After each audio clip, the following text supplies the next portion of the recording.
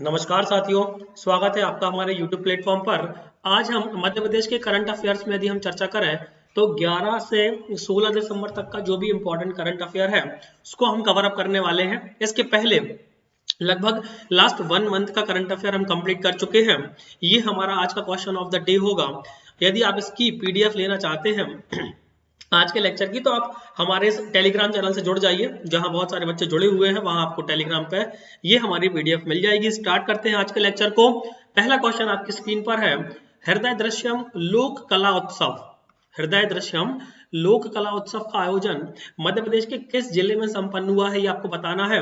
भोपाल, इंदौर, जबलपुर या ग्वालियर। आपको पता है मध्य प्रदेश की ये 4 महानगर हैं जहां पर बहुत सारे कार्यक्रम का आयोजन होता है। तो आंसर आपके सामने है, हृदय दृश्यम लोक कला उत्सव का जो आयोजन हुआ है सर, ये हुआ है लाल बाग पैलेस इंदौर में। आपको पता है लाल बाग पैलेस जो है ये बहुत प्राचीन पैलेस है। मतलब लगभग ऐसा कहा जाता है सिंधिया घराने के जो राजा महाराजा हुए थे उनके द्वारा इसका निर्माण करवाया था। अपनी भव्यता के लिए जाना जाता है लाल बाग पैलेस। 7 से 12 जनवरी के बीच यहाँ पर ये लोक कला उत्सव का आयोजन किया गया था। ठीक है, चलो बढ़ते हैं अगले क्वेश्चन की तरफ। अगला क्वेश्चन है, मध्य प्रदेश में निर्वाचन जो पंचायतों का निर्वाचन होता है, यदि वो निर्विरोध होता है, कैसा होता है, निर्विरोध होता है, तो निर्विरोध निर्वाचन पर पंचायतों को कितने लाख रुपए की जो प्रोत्साहन राशि है वो दी जाएगी?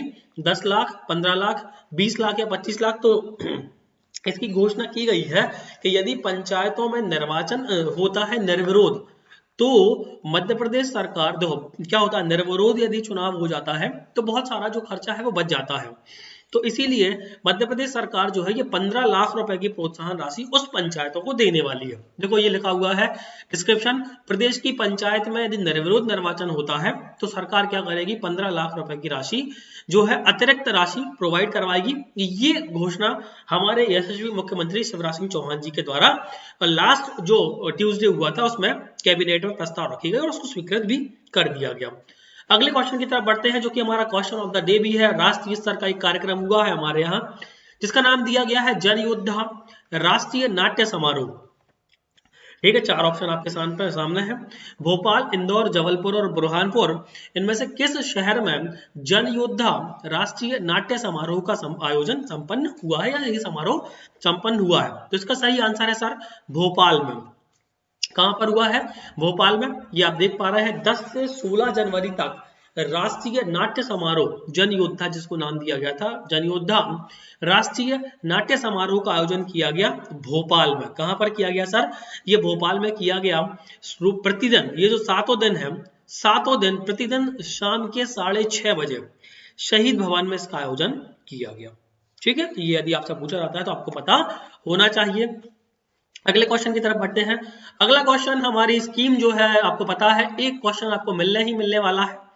एक जिला एक उत्पाद योजना मध्य प्रदेश सरकार की महत्वाकांक्षी योजना है, भारत सरकार की एक महत्वाकांक्षी योजना है। लकड़ी के खिलौने और हस्तशिल्प को किस जिले के एक जिला एक उत्पाद में शामिल किया गया है? तो वो है आपका सीहोर। कौन सा है? सीहोर। एक जिला एक उत्पाद योजना के अंतर्गत लकड़ी के खिलौने एवं हस्तशिल्प कला को जो सीहोर जिले की पहचान है उसको शामिल कर लिया गया। ठीक है, यहाँ की अद्भुत कारीगरी, रंग और बनावट की वजह से इनकी अलग पहचान है। और ये जो है ये खिलौने अब न सिर्फ राष्ट्रीय स्तर पर बल्कि अंतरराष्ट्रीय स्तर पर भी अपनी पहचान बनाएंगे। अगले क्वेश्चन की तरफ बढ़ता है। ये बहुत द्वंद्व की स्थिति थी, ये भी क्वेश्चन ऑफ द डे हो सकता था। ये भी किसी ना किसी आगामी, चाहे वो एक्साइज कांस्टेबल हो, ग्रुप 2 सब ग्रुप 4 हो, वन रक्षक हो, जेल प्रहरी हो, किसी ना किसी एग्जाम में ये क्वेश्चन जरूर ही पूछा जाएगा। G20 के अंतर्गत थिंक 20 की 2 दिवसीय बैठक का शुभारंभ कहां पर हुआ है? भोपाल, इंदौर, जबलपुर या फिर ग्वालियर? तो आपको याद रखना है, पूछा ही जाएगा भोपाल। G20 के अंतर्गत थिंक 20 की जो 2 दिवसीय बैठक है, ये जो आप देख पा रहे हैं पोस्टर, ये माय गवर्नमेंट के द्वारा यानी मध्य प्रदेश सरकार के द्वारा ही जारी किया गया पोस्टर है, जिसमें मुख्यमंत्री शिवराज सिंह चौहान जी ने 2 दिवसीय थिंक 20 की बैठक का शुभारंभ किया हुआ है। ठीक है, हमारे यशस्वी प्रधानमंत्री नरेंद्र मोदी जी भी इससे वर्चुअली रूप से जुड़े थे, इससे G20 की जो अंतर्गत थिंक 20 की जो बैठक हुई थी उससे। है ना। तो ये बहुत बड़ा प्रोजेक्ट था, या हम ये कहा बहुत बड़ा कार्यक्रम था जो हमारे मध्य प्रदेश में संपन्न हुआ है। ये आप देख पा रहे हो, Kushabhau Thackeray international convention centre Bhopal में ये संपन्न हुआ है। और इसको प्रमोट इस तरह से भी किया जा रहा है कि ये जो G20 के अंतर्गत थिंक 20 की बैठक हो रही है, ये भारत की सबसे स्वच्छ राजधानी में हो रही है। क्या कहाँ हो रही है? भारत की सबसे स्वच्छ राजधानी कौन सी है? भोपाल ही है, ये आपको पता होना चाहिए। ठीक है, अगले क्वेश्चन की तरफ बढ़ते हैं। Startup blink report, startup blink report हर साल भारत सरकार के द्वारा जारी की जाती है।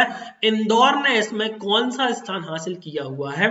तो ये आपको बताना है, 12, 14, 18 या फिर 20। तो 14वां स्थान जो है स्टार्टअप ब्लिंक रिपोर्ट के अनुसार देश में इंदौर ने 14वां और भोपाल ने 29वां स्थान हासिल किया है। स्टार्टअप ब्लिंक रिपोर्ट का सीधा सा मतलब है ऐसे शहर जहां पर बहुत अच्छे तरीके से जल्दी स्टार्टअप जो है वो स्टार्ट किए जा सकते हैं या स्थापित किए जा सकते हैं, उनकी एक रिपोर्ट तैयार की गई।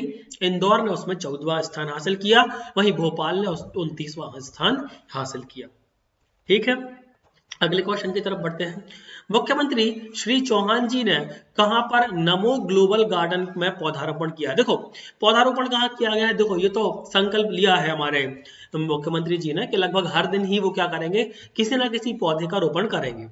लेकिन ये थोड़ा सा इंपॉर्टेंट हो जाता है, ये आपसे एग्जाम में पूछा जा सकता है कि बताओ नमो ग्लोबल गार्डन का उद्घाटन कहां पर किया गया? यह हाल ही में चर्चा में रहा नमो ग्लोबल गार्डन मध्य प्रदेश के किस शहर में स्थित है? भोपाल, इंदौर, ग्वालियर या जबलपुर? तो आपको याद रखना है कि जो नमो ग्लोबल गार्डन है ये इंदौर में, कहां पर? इंदौर में जब प्रवासी भारतीय दिवस मनाया जा रहा था उस समय इसको नामकरण किया गया नमो ग्लोबल गार्डन का। ये आप देख पा रहे हैं, सीएम टुडे के नाम से ये खबर छपी है।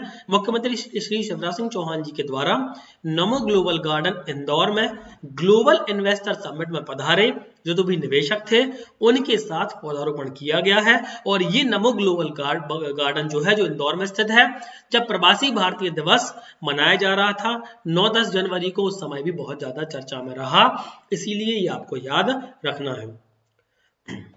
अगले क्वेश्चन की तरफ बढ़ते हैं। किस जिले के कालीन को, कालीन आप जानते हो ना, बिछाते हैं जो अपन, है ना नीचे, उस एक जिला के उत्पाद में शामिल कर लिया गया है? तो आपको याद रखना है सीधी जिले की। हालांकि ये सेपरेट वीडियो भी आएगा एक जिला एक उत्पाद योजना पे, लेकिन अभी आपको याद रखते जाना है। जैसे जैसे मध्य प्रदेश शासन के द्वारा ये घोषणा की जा रही है तो हम इसको बताते जा रहे हैं आपको। एक जिला एक उत्पाद योजना के अंतर्गत सीधी जिले की पहचान बना है वहां की कालीन। आप ये देख पा रहे हैं, लाल कालीन बहुत ही फेमस है। यहाँ पे ये जो कालीन का कार्यक्रम है ये बहुत ही पारंपरिक है, मध्य प्रदेश के सीधी जिले का बहुत पारंपरिक है, और ये अब अंतरराष्ट्रीय स्तर पर भी अपनी पहचान बनाएगा क्योंकि इसको एक जिला एक उत्पाद में शामिल कर लिया गया है। ठीक, मुख्यमंत्री श्री शिवराज सिंह चौहान जी के द्वारा गुजरात के किस शहर में आयोजित प्रमुख स्वामी महाराज शताब्दी, ये आप दोनों तरह से समझ सकते हो, ये स्टेट का आपका करंट अफेयर तो है ही मध्य प्रदेश का, इसके साथ साथ राष्ट्रीय करंट अफेयर भी है। ये भी आपसे पूछा जा सकता है कि बताओ भारत के किस शहर में प्रमुख स्वामी महाराज शताब्दी महोत्सव का आयोजन किया जा रहा है? ये बहुत चर्चा में है, बहुत ही ज्यादा चर्चा में है, आप ये मान के चल सकते हो। तो पहली चीज तो ये एक शताब्दी समारोह है, मतलब 100 साल पुराना कोई कार्यक्रम है। फिर प्रमुख स्वामी महाराज की याद में ये मनाया जा रहा है और ये इसका आयोजन किया जा रहा है गुजरात में। किस राज्य में किया जा रहा है ये भी आपसे पूछा जा सकता है। तो पहली चीज तो आपको याद ये रखना है कि गुजरात में ये संपन्न हो रहा है, और गुजरात के भी अहमदाबाद शहर में संपन्न हो रहा है। कहां पर? अहमदाबाद में, जहां हमारे यशस्वी मुख्यमंत्री शिवराज सिंह चौहान जी के द्वारा पार्टिसिपेट किया गया, जिसकी जानकारी सीएम टुडे पर दी गई। ठीक है, ये आपको सारी चीजें याद रखना है। आपको हम बता दें कि सामान्य प्रबंधन के हमारे पास जो है वो नोट्स उपलब्ध है हमारे द्वारा, बहुत ही शानदार तरीके से इसको तैयार किया गया है। सामान्य प्रबंधन की हम 2 पीडीएफ आपको प्रोवाइड करवा रहे हैं जिसमें संपूर्ण सिलेबस रहेगा। उसके बाद एक पीडीएफ में आपको 300 से ज्यादा फैक्ट रहेंगे। ये फैक्ट आपको एग्जाम के 15 दिन पहले से पढ़ना शुरू करने हैं और डेली पढ़ने हैं। ऐसे इंपॉर्टेंट फैक्ट है जो आपको एग्जाम में बहुत ज्यादा काम आने वाले हैं। फिर चैप्टर वाइज जो हमने आपको पीडीएफ दी है उसके एमसीक्यूज भी दिए हैं। जैसे आपने यदि कोई भी चैप्टर पढ़ा है तो उसके आप एमसीक्यूज लगाइए, है ना, उसकी एक PDF रहेगी, और पिछले विगत वर्षों में जो भी एग्जाम में पूछे गए हैं क्वेश्चन, उनकी भी हम एक आपको PDF दे रहे हैं, और ये सारा कुछ आपको मात्र 51 रुपए में प्रोवाइड हो रहा है।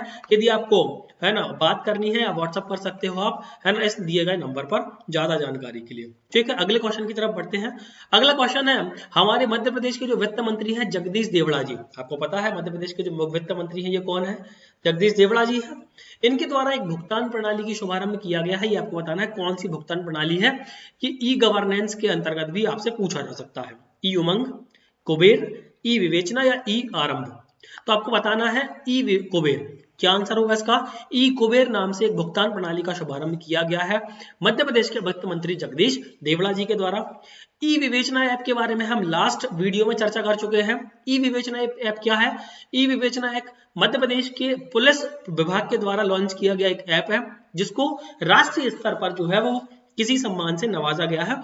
लास्ट वीडियो को आप देख सकते हैं। ठीक है, ये आप देख पा रहे हैं जनसंपर्क की जो है ये पोस्ट है, वित्त मंत्री जगदीश देवड़ा जी के द्वारा ई कुबेर भुगतान प्रणाली का शुभारंभ किया जा रहा है। ये हमारे बैठे हैं यशस्वी वित्त मंत्री जगदीश देवड़ा जी।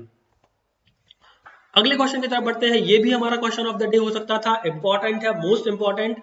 आपने सुना होगा पिछले साल 2022 में 8 चीते लाए गए थे नामीबिया से। कहां से लाए गए थे, नामीबिया से लाए गए थे।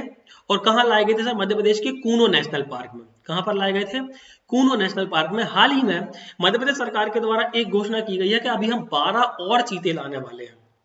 कितने चीते और लाने वाले हैं, 12 और चीते लाने वाले हैं। ये भी कूनो में ही छोड़े जाएंगे। आपको बताना ये है कि ये किस देश से लाए जाएंगे, क्या नामीबिया से ही लाए जा रहे हैं, या फिर केन्या से लाए जा रहे हैं, या तंजानिया से लाए जा रहे हैं, या साउथ अफ्रीका से लाए जा रहे हैं। तो आपको याद रखना है ये वाले जो चीते लाए जा रहे हैं ये लाए जा रहे हैं साउथ अफ्रीका से। देखो ये मुख्यमंत्री जी की फोटो है, 26 जनवरी को लाए जाएंगे। कब लाए जाएंगे, 26 जनवरी को ये लाए जाएंगे। 26 जनवरी को कूनो में आएंगे 12 चीते। कूनो नेशनल पार्क जो हमारे श्योपुर जिले में स्थित है, भैया याद रखना इसको, है ना, है ना। नामीबिया से 8 चीते तो पहले ही लाए जा चुके हैं। साउथ अफ्रीका से 12 चीते और लाए जाने की तैयारी जोर शोर से है। ये अभी क्वारंटीन में है, मतलब लाए ही जाएंगे, ये कंफर्म हो चुका है। अगले क्वेश्चन की तरफ बढ़ते हैं, किस जिले के पान को, पान है ना जो खाते हैं आप, एक जिला एक उत्पाद योजना में शामिल कर लिया गया है, छतरपुर, निवाड़ी, टीकमगढ़ या बुरहानपुर। तो इसका सही आंसर होगा छतरपुर। आपको पता होगा कभी भी आप जब जाते हैं छतरपुर वगैरह में तो वहां पर पान की खेती बहुत जोरों शोरों से होती है। पान की खेती जहां होती है उस खेत को बरेजे कहा जाता है, आपको पता होना चाहिए। मध्य प्रदेश की शान और छतरपुर का पान, है ना, छतरपुर के पान को एक जिला एक उत्पाद योजना में शामिल कर लिया गया है। इसका मतलब ये भी है कि मध्य प्रदेश का छतरपुर का जो पान है ये अंतरराष्ट्रीय ख्याति भी प्राप्त करेगा। ठीक है, अभी भी देखो ये बता रहा है देश ही नहीं विदेशों में भी इसकी सप्लाई अभी भी हो रही है और आगे भी अब होती रहेगी। आखिरी क्वेश्चन है आज के इस सेशन का, है ना, राष्ट्रीय स्टार्टअप दिवस कब मनाया जाता है। ये अभी लगभग पिछले साल ही जहां तक मुझे याद आता है, या उसके पिछले साल ये घोषणा की गई थी हमारे मोदी जी के द्वारा कि अब हर साल जो है राष्ट्रीय स्टार्टअप दिवस मनाया जाएगा। किस दिवस को मनाया जाता है, 14, 15, 16 या 17। तो इसका सही आंसर होगा 16 जनवरी। 16 जनवरी 2016 को, है ना, स्टार्टअप इंडिया नाम की स्कीम स्टार्ट की गई थी। क्या नाम था उसका, स्टार्टअप इंडिया। ठीक है, स्टार्टअप इंडिया नाम की स्कीम स्टार्ट की गई थी, ये आपको याद रखना है। स्टार्टअप इंडिया कब लॉन्च किया गया था, 16 जनवरी 2016 को। तो उसी की याद में जो है हम हर 16 जनवरी को क्या मनाते हैं, राष्ट्रीय स्टार्टअप दिवस मनाते हैं। ये डिस्क्रिप्शन है, स्टार्टअप इंडिया की शुरुआत 16 जनवरी 2016 को हुई थी, इसीलिए इस दिन राष्ट्रीय स्टार्टअप दिवस के रूप में हम मनाते हैं। थैंक यू सो मच जुड़ने के लिए। बहुत सारी कंटेंट के लिए आप हमारे अस्तित्व एकेडमी के टेलीग्राम चैनल से जरूर जुड़ जाइए। वीडियो अच्छा लगा हो तो लाइक कर दीजिए, चैनल को सब्सक्राइब कर दीजिए। ऐसे ही हम मध्य प्रदेश के करंट अफेयर्स को आपको लाते रहेंगे ताकि आपका ये वाला जो पोर्शन है ये बहुत अच्छे से स्ट्रॉन्ग होता रहे। थैंक यू सो मच, जय हिंद।